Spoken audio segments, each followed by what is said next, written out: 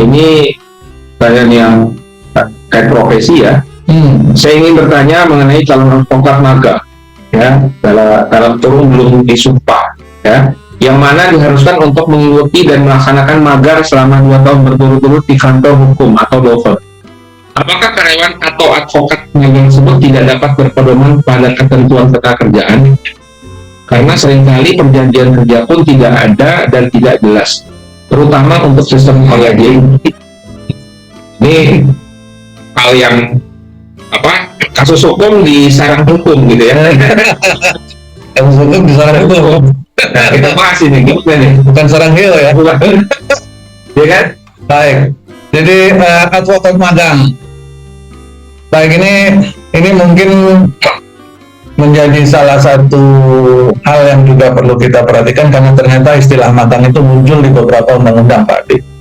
Jadi advokat magang itu memang yang saya pahami sejauh ini, teman-teman advokat yang ikut dalam acara ini silakan mengkoreksi kalau saya salah.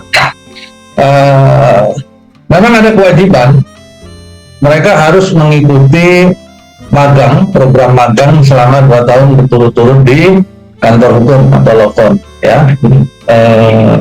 Itu di perundangannya memang ada.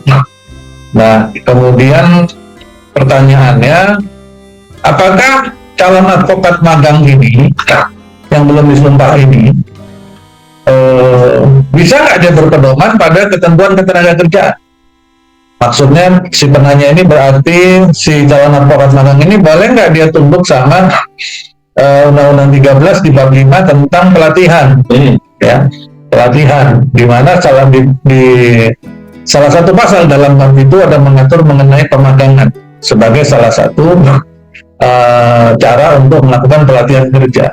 Nah, yang saya pahami sejauh ini, Bapak Ibu semua, pemagangan yang ada di dalam ketentuan ketenagakerjaan di Undang-Undang 13 itu berbeda dengan pemagangan yang ada di Undang-Undang Advokat. Ya.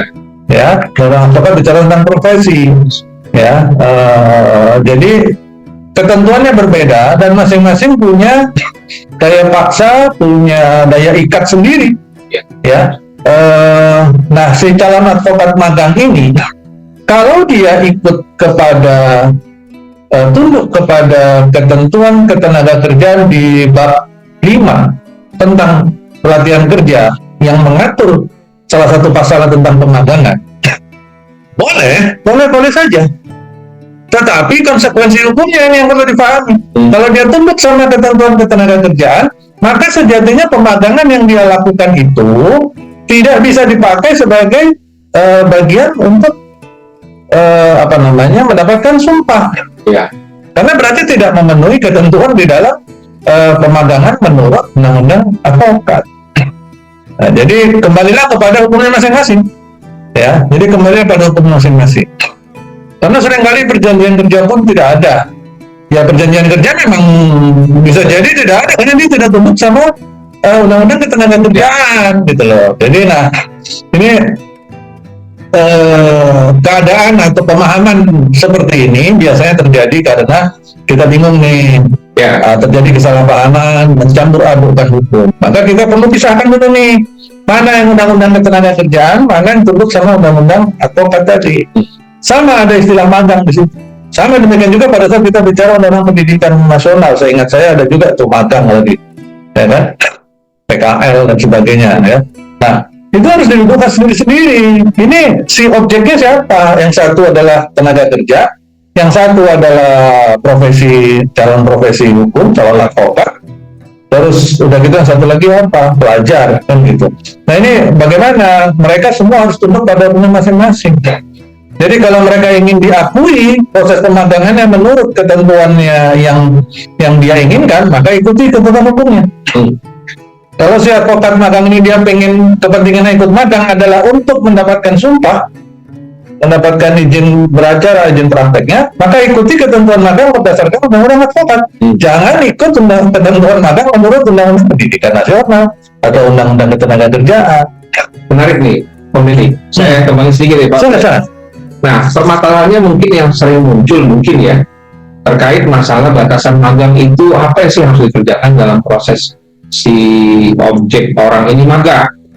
Nah, mungkin dikhawatirkan ada tanda kutip magang, tetapi pekerjaannya itu jadi asisten advokat yang lain gitu ya. Akhirnya sampai batasan jam kerjanya tidak jelas, sampai malam hari, begitu pun besok lagi, begitu lagi. Nah, di sini yang mungkin perlu dikritisi Pak, terkait magang itu harusnya apa sih konteks magang di sini pada kasus di law firm.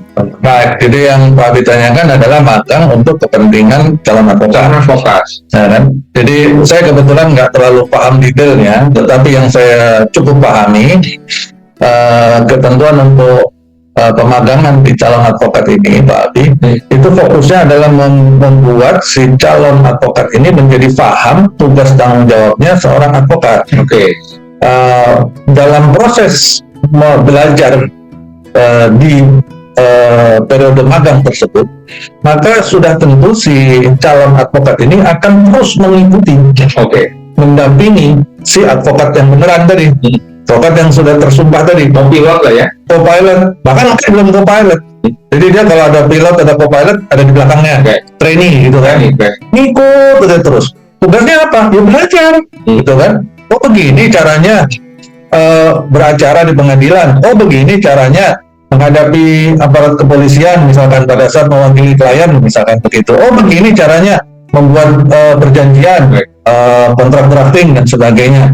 Oh begini caranya menjelaskan kepada klien bahwa hukum kita begini dan praktek di klien seperti itu, maka harus disesuaikan, misalkan. Nah, itu harus dia ikuti dengan nyata supaya dia paham, dia belajar, dia paham, dan dia bisa menjalankan nanti pada saat selesai program magangnya.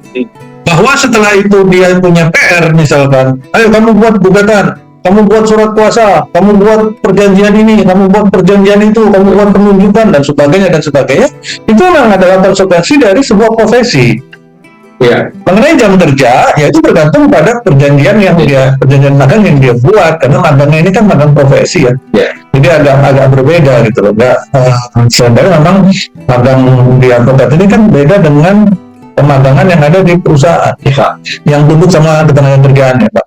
Dia ada terikat jam kerja yang pasti, hari kerjanya pasti, kan begitu tuh ya.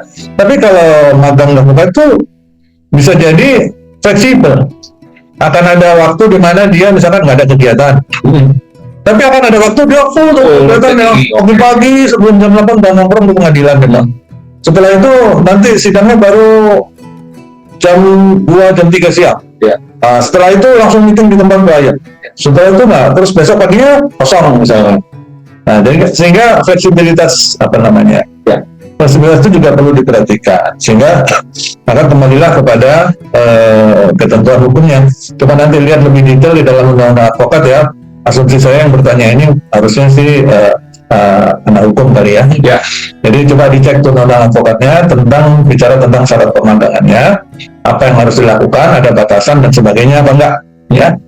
Dan jangan sekali-sekali kita mereferensikan atau mencoba mengambil referensi dari undang-undang selain undang-undang advokat. Karena profesi ya. Karena profesi beda gitu. Dokter juga sama ya. Sama, mungkin dia punya apa lagi lah namanya ya gitu ya. Istilahnya itu serah gitu. Jadi tunduk sama punya masing-masing lah. Ya. Jangan lompat. Jangan lompat. Sekarang zamannya suka lompat-lompat ya. Jangan lompat-lompat ya. Begitu. Konsisten di satu tempat. Demikian Pak Abi.